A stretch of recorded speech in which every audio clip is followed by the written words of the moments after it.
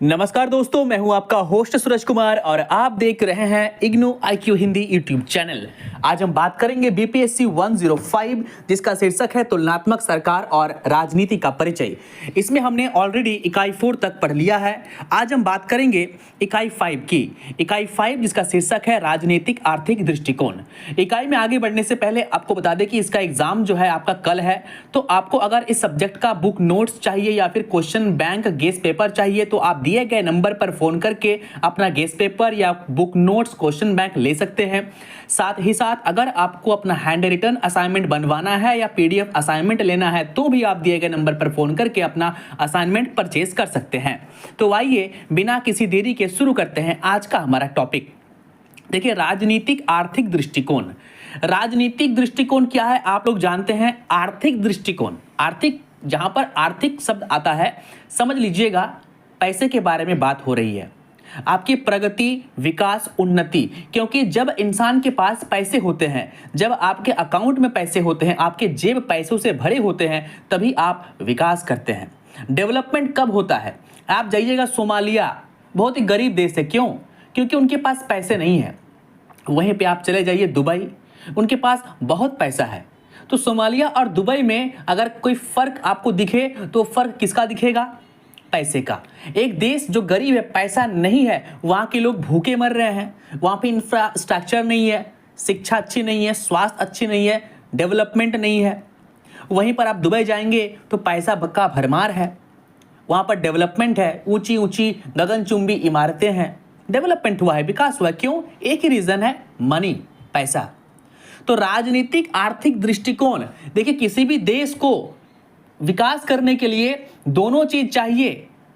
एक अच्छा राजनीतिक दृष्टिकोण भी चाहिए और आर्थिक दृष्टिकोण भी चाहिए। सिर्फ पैसे होने से नहीं होगा। आपके पास, आपके देश में अगर राजनीति का सिस्टम अच्छा नहीं है, राजनीतिक प्रक्रिया, सिद्धांत, दृष्टिकोण अच्छे नहीं है, तो बहुत सारे पैसे भी आपके पास रहेंगे, फिर भी आप कुछ कर नहीं पाएंगे। वहीं पर अगर आपके देश में, आप गरीब देश है लेकिन आपको एक अच्छा सा नेता मिल जाता है, आप एक गरीब देश हैं लेकिन आपको एक बहुत ही अच्छा नेता मिल जाता है, एक अच्छी राजनीतिक प्रक्रिया मिल जाती है, तो उस कम पैसों से ही आप बहुत अमीर देश बन सकते हैं। अब मैं यहाँ पे आपको एग्जांपल दूंगा। सिंगापुर, जो आज सिंगापुर को आप देख रहे हैं, सिंगापुर ऐसा नहीं था। सिंगापुर को उनका एक अच्छा नेता मिला जिसने पूरे सिंगापुर का काया पलट कर दिया। चाइना, ये चाइना कभी जापान का गुलाम हुआ करता था।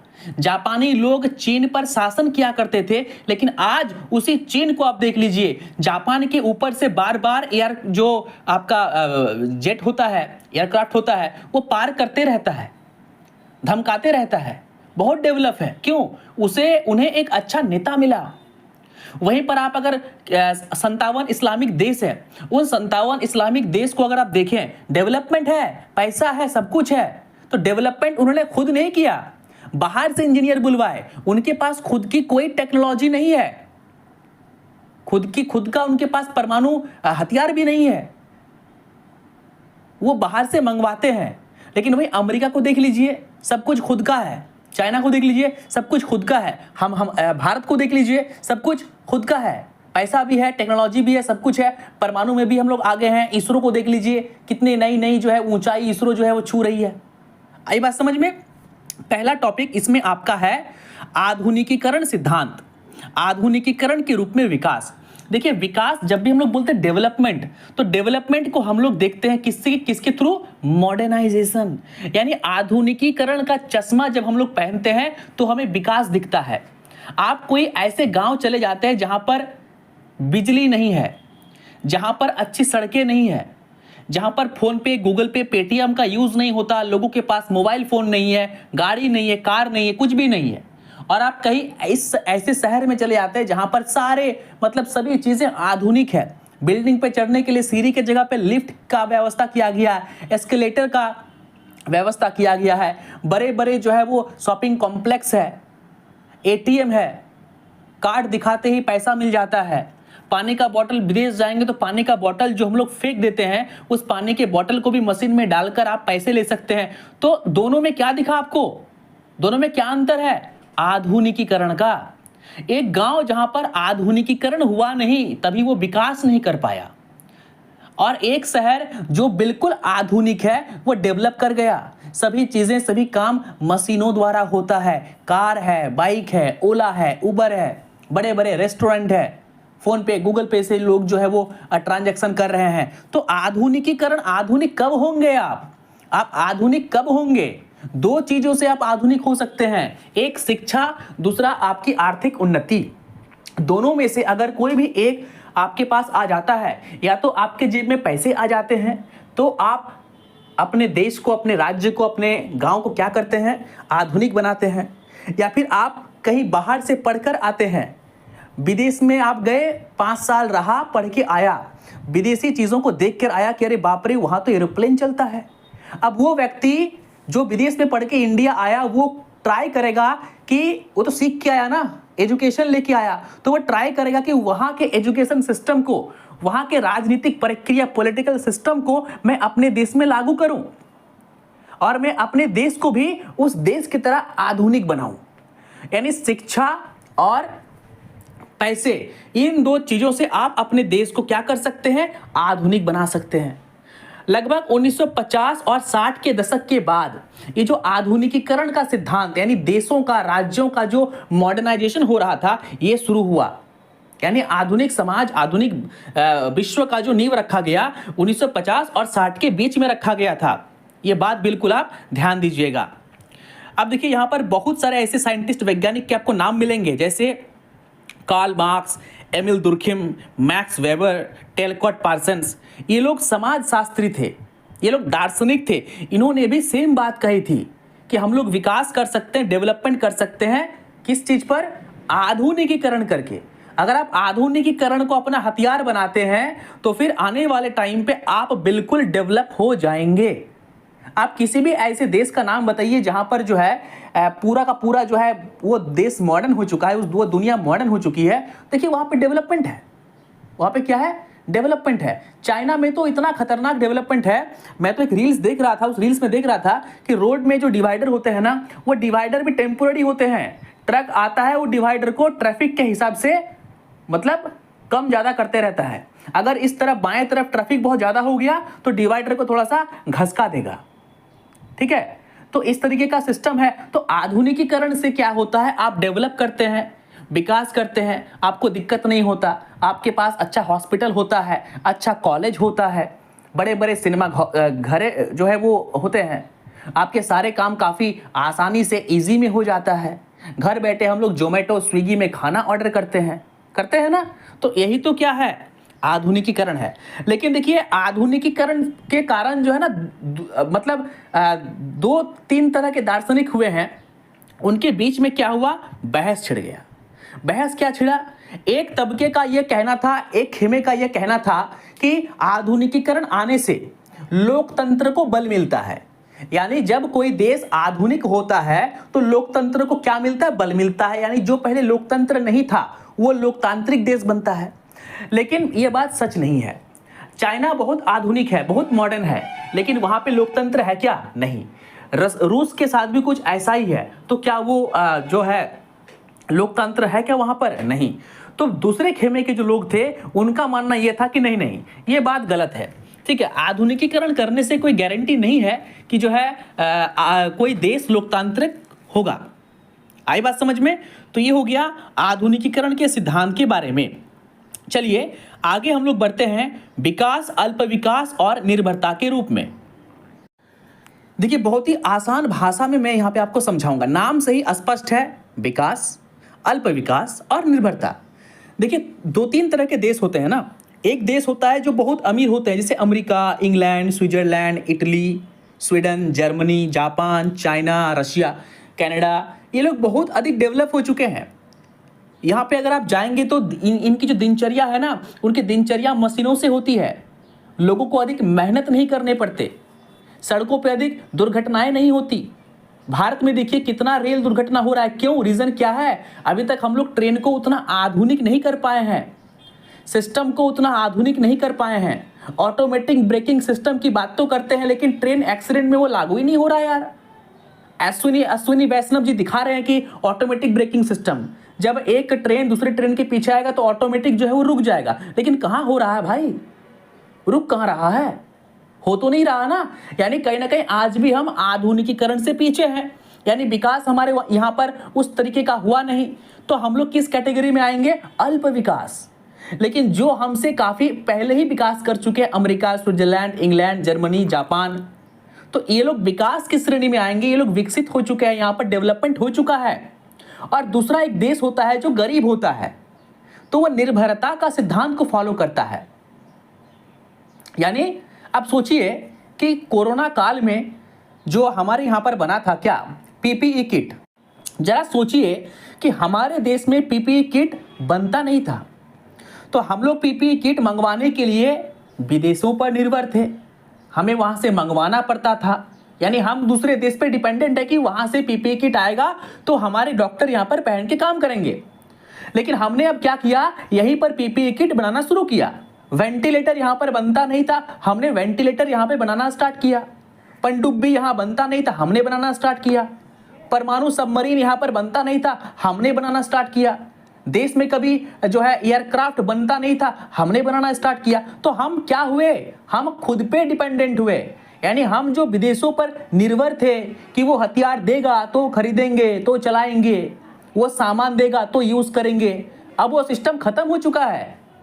लेकिन आज भी कुछ ऐसे देश हैं जैसे कि पाकिस्तान हो गया, छोटे छोटे देश, बांग्लादेश हो गया, जो गरीब है, तो उनको हर एक चीज के लिए विदेशों पर निर्भर रहना पड़ता है। तो यही कहलाता है निर्भरता का सिद्धांत। यानी जो कम पैसे वाले देश होते हैं, बहुत ही कम विकसित देश होते हैं, वो विकसित देश और अल्प विकसित देश पर निर्भर हैं।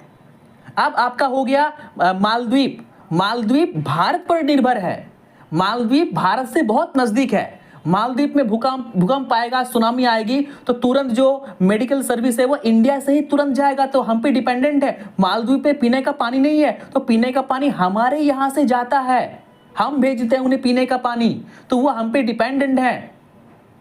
अब इजराइल भी जो है मालदीव के तरह ही छोटा सा देश है, लेकिन देखिए वो लोग कहीं से पानी मंगवाता नहीं, उनके पास अपना मशीन है जो समंदर के पानी को, नमकीन पानी को मीठा कर देता है, तो वो विकसित देश है।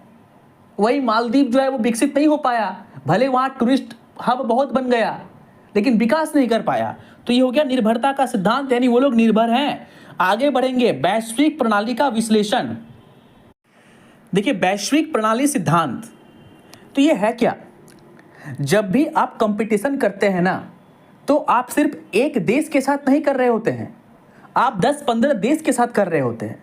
जब आपको अपने देश में आधुनिकीकरण करना होता है, तो आप एक देश को देखकर नहीं करते, आप अपने दिमाग में 10-15 अच्छे अच्छे विकसित देशों को रखते हैं। अब हमारे संविधान को ही ले लीजिए, हमारे संविधान का जब निर्माण हो रहा था तो क्या एक देश को देखकर बनाया गया? नहीं, रसिया से कुछ लिया गया। रसिया से क्या लिया गया था? कमेंट करके बताइए कि रसिया से, रूस से, हमारे संविधान में रूस से हमने क्या लिया था। जो भी कमेंट में सही आंसर देगा उसको मैं इसका नोट्स फ्री दूंगा।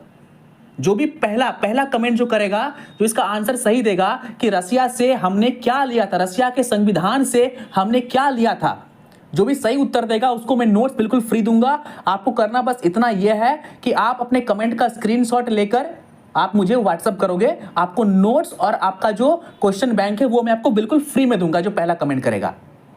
तो हमने उधार लिया, रूस से कुछ लिया, कनाडा से कुछ लिया, अमेरिका से कुछ लिया, इंग्लैंड से कुछ लिया, जापान से कुछ लिया, जर्मनी से कुछ लिया ना।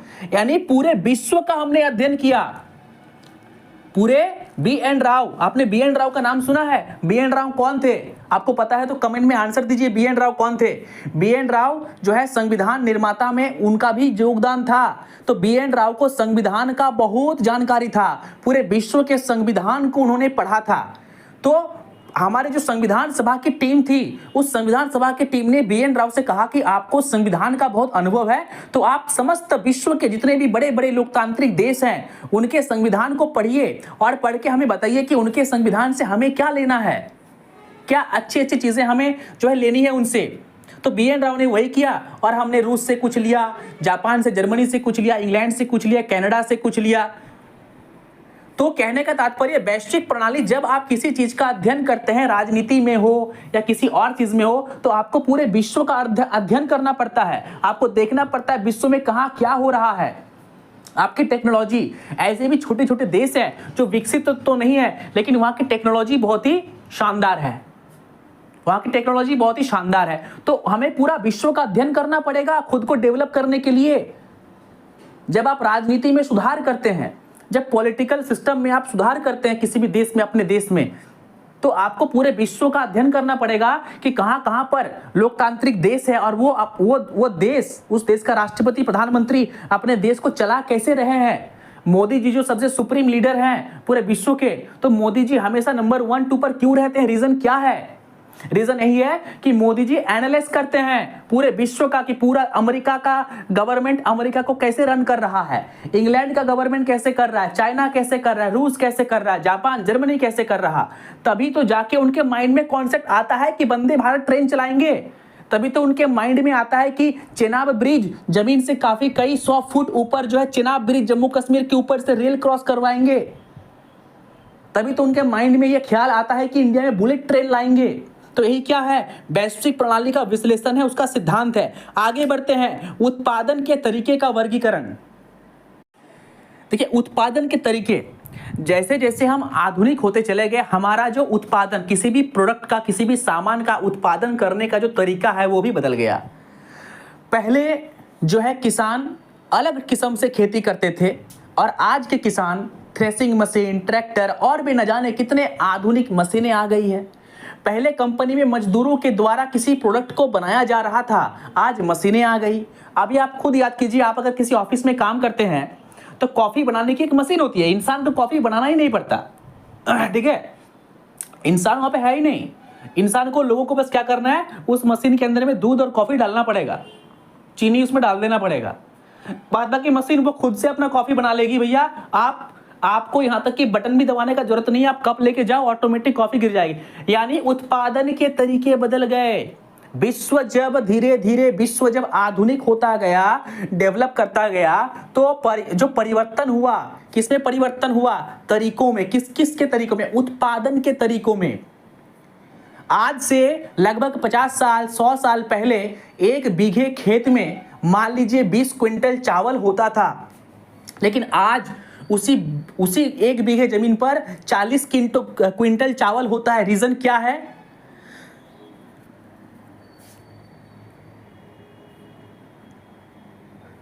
रीजन है उत्पादन के तरीके। हमने इजराइल से खेती करना सीखा कि इजराइल जो है उनके पास जमीन नहीं है, फिर भी वो खेती कैसे कर रहा है, दीवारों पर खेत बना रहा है, कैसे बना रहा है। तो उत्पादन के तरीके बदल गए भाई।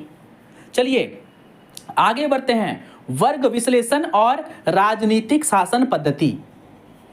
देखिए, वर्ग विश्लेषण, वर्ग मतलब कैटेगरी।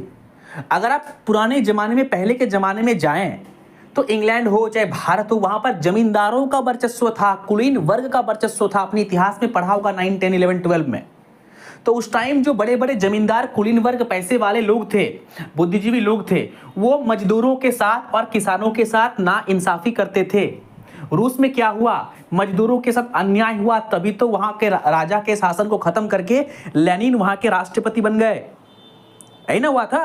तो वर्ग विश्लेषण, तो समाज के कुछ वर्ग होते हैं, तो उन समाज के वर्गों के साथ जब सरकार अच्छा बर्ताव नहीं करती है तो उस कंडीशन में क्या होता है? राजनीतिक प्रक्रिया, शासन बदलता है। राजा का शासन था, राजा काफी अत्याचारी था, क्रूर था, किसानों को और मजदूरों को टॉर्चर करता था। तो क्या हुआ? इससे टॉर्चर से बाहर निकलने के लिए लोगों ने क्या किया? क्रांति किया, बोल्शेविक क्रांति। पढ़ा होगा आपने रूस में बोल्शेविक क्रांति के बारे में, इटली का एकीकरण के बारे में, फ्रांस की क्रांति के बारे में। तो इसमें क्रांति क्यों हुए? क्योंकि लोगों के साथ टॉर्चरहीन भावना से लोगों को, मजदूर वर्ग को, किसान वर्ग को देखा जा रहा था। तो उन लोगों ने क्या किया? संगठन बनाया, समिति बनाई, राजनीतिक पार्टी बनाई और राजा को उखाड़ के फेंका। तो क्या हुआ? राजनीतिक परिवर्तन आया, राजनीतिक शासन जो है वो बदल गया, पूरा का पूरा सिस्टम बदल गया। जो सिस्टम पहले राजा चलाया करता था वो सिस्टम आज जनता चला रही है। पहले राजा का बेटा राजा बनता था, आज नहीं बनता है। आज कोई भी चाय वाला भी पीएम बन जाता है, चाय वाला भी पीएम बन जाता है। आई बात समझ में? और यूक्रेन के जो राष्ट्रपति हैं, ठीक है, वो क्या है भाई? वो क्या थे? वो कॉमेडी करते थे, टीवी एक्टर थे, वो भी क्या बन गए? यूक्रेन के राष्ट्रपति बन गए। अभी जो भागवत मान है वो भी पंजाब के सीएम है, वो भी जो है कॉमेडी करते थे, तो वो भी वहां से आकर जो है उठकर पंजाब के सीएम बन गए ना। तो प्रणाली चेंज हुआ। पहले क्या था, पहले ऐसा नहीं था, अब प्रणाली चेंज हो चुका है। अब कोई भी जाके जो है बड़े बड़े पद पर नेता वगैरह बन सकते हैं। तो वर्ग का विश्लेषण हमने किया। जब भी राजनीतिक प्रक्रिया में आपको सुधार करना पड़ता है तो आप वर्ग का विश्लेषण करते हैं, क्योंकि देखिए हमारे समाज में जो है ना वर्ग विश्लेषण, वर्ग है यानी समाज एक नहीं है, समाज में एकीकरण नहीं है, हर चीज का अलग अलग वर्ग है। गरीब, अमीर, किसान, मजदूर, वीआईपी, वीवीआईपी, ठीक है, महलों में सोने वाले, सड़कों में सोने वाले, फुटपाथ में सोने वाले, और ऊपर से सलमान खान आएगा गाड़ी चढ़ा के पार हो जाएगा। ठीक है, तो भैया बहुत तरह के वर्ग होते हैं। तो ये हो गया वर्ग विश्लेषण और राजनीति के बारे में। आगे बढ़ा जाए, आगे बढ़ते हैं राज्य केंद्रीयकृत दृष्टिकोण। देखिए राज्य केंद्रीकृत, देखिए पहले जो है ना देश को राज्य बोलते थे, ठीक है, देश को क्या बोलते थे, राज्य। एक होता है केंद्रीयकृत, एक होता है विकेंद्रीकृत।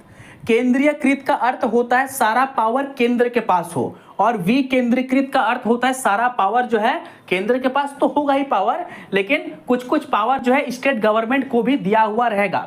अब भारत की बात करें तो भारत दोनों का मिला हुआ है। भारत में क्या है, प्रधानमंत्री के पास भी बहुत पावर है और स्टेट के सीएम के पास भी बहुत पावर है। मैं हर बार जिक्र करता हूं ममता बनर्जी का। ममता बनर्जी एकमात्र ऐसी विपक्ष की नेता है जो प्रधानमंत्री मोदी का सबसे खतरनाक तरीके से विरोध करती है। प्रधानमंत्री की कोई योजना आपने वहां पर चलने नहीं देती। यहां तक कि आपको याद होगा जब एक बार सीबीआई कोलकाता गई थी तो ममता बनर्जी की कोलकाता पुलिस ने सीबीआई को भी गिरफ्तार कर लिया था। तो उन्होंने अपने सीएम होने का पावर दिखाया, संवैधानिक पावर दिखाया, ये नहीं कि ऐसे गिरफ्तार कर लिया, संवैधानिक पावर उसने दिखाई, यानी विकेंद्रीकृत शासन है। आप जाएंगे अमेरिका तो अमेरिका में ऐसा नहीं है, अमेरिका में सबसे बड़ा सुप्रीम लीडर राष्ट्रपति ही होता है, जो वो बोल देगा वो आपको मानना पड़ेगा। लेकिन हमारे यहां पर ऐसा नहीं है। अब बंगाल जाएंगे तो बंगाल में आयुष्मान भारत का जो कार्ड है इलाज का वो बंगाल में नहीं चलता। अब उस सरकार की मर्जी, वो बोलते कि नहीं हम लोग खुद देते हैं, हमें जो है मोदी का हेल्प नहीं चाहिए। ठीक है, तो ये हो गया विकेंद्रीकृत, यानी सत्ता का जो पावर है वो बांटा हुआ है। उसके बाद पंचायतों को भी पावर दिया गया है, नगर निगम नगर पालिकाओं को भी पावर दिया गया है, शहरों में गांव में पंचायत को दिया गया है। आई बात समझ में? तो ये राज्य केंद्रीकृत का अर्थ होता है राज्य के पास सारा पावर रहेगा, यानी आज का राज्य नहीं, ये उस टाइम का बात कर रहा है। उस टाइम जब हम लोग राज्य को मतलब देश को राज्य कहा करते थे, देश को राज्य बोलते थे, उस टाइम की बात कर रहा है कि सारा पावर एक ही जगह पर थी, सेंट्रलाइज्ड था, एक ही जगह पे सारा पावर था। ठीक है, चलिए आगे बढ़ा जाए। आगे जो है आपका लगता है ये आखिरी टॉपिक आपका है, इसमें दिया गया है क्या, वैश्वीकरण और नव उदारवादी दृष्टिकोण। देखिए वैश्वीकरण का अर्थ होता है विश्व का छोटा हो जाना। वैश्वीकरण कहलाता है क्या, विश्व का छोटा हो जाना, सारी सुख सुविधाएं का एक जगह जमा हो जाना। अभी हम लोग देखिए, अभी हम लोग पढ़ाई कर रहे हैं ना, आप दिल्ली से देख रहे हैं, कोई जम्मू से देख रहा है, कोई अरुणाचल से देख रहा है, कोई केरला से देख रहा है। तो ये क्या है, यही तो वैश्वीकरण है, विश्व का, समस्त विश्व का आपस में जुड़ जाना। आप अभी आज मैच है ना शायद इंडिया बांग्लादेश का, तो मैच कहाँ पे होगा, पाकिस्तान याद आ रहा है मुझे, इतना खतरनाक हराया पाकिस्तान को यार। ठीक है, बाहर हो गया पहले राउंड में, पाकिस्तान और न्यूजीलैंड बाहर हो गया। तो न्यूजीलैंड का तो काफी शॉकिंग था, अफगानिस्तान से 84 रन से हार गया यार न्यूजीलैंड। ये आईपीएल सब बर्बाद, जितना भी प्लेयर आईपीएल खेल रहा था न्यूजीलैंड का, एक भी प्लेयर चला नहीं, सोचिए। तो कहीं ना कहीं ये डिमेरिट है आईपीएल का। खैर जो भी हो, तो आज जो अमेरिका में मैच होने वाला है इंडिया बांग्लादेश का, तो अमेरिका में होगा, लेकिन बैठ के हम लोग घर से देखेंगे ना, घर बैठ कर देखेंगे। तो ये किसके कारण हुआ, वैश्वीकरण के कारण हुआ। और अगर बात करते हैं नव उदारवादी सिद्धांत, तो देखिए नव उदारवादी सिद्धांत आप लोगों को अच्छे से पढ़ा चुके हैं, आपको याद है, नव उदारवादी आपको अच्छे से पढ़ा चुके हैं। नव उदारवादी लोग क्या क्या बोलते हैं, जो नव उदारवादी लोग होते हैं वो चाहते हैं कि सारा कुछ जो है वो क्या हो जाए, सारे चीजों का क्या हो जाए, बताइए। ये मैं आपको बिल्कुल नहीं बताने वाला, चलिए बोल देते हैं, वरना फिर आप लोग बोलेंगे सर ने नहीं बताया। नव उदारवाद का अर्थ होता है कि वो लोग चाहते हैं कि जितना भी प्राइवेट चीज़ें हैं सभी सरकारी हो जाए। क्या चाहते हैं? जितनी भी प्राइवेट चीज़ें हैं सभी क्या हो जाए? सरकारी हो जाए। आई बात समझ में? यानी एक देश का लक्ष्य दूसरे देश के लिए लाभ के बजाय पूर्ण लाभ लेना होता है। यानी अधिक से अधिक लाभ लेने के लिए एक देश दूसरे देश का फायदा उठाते हैं।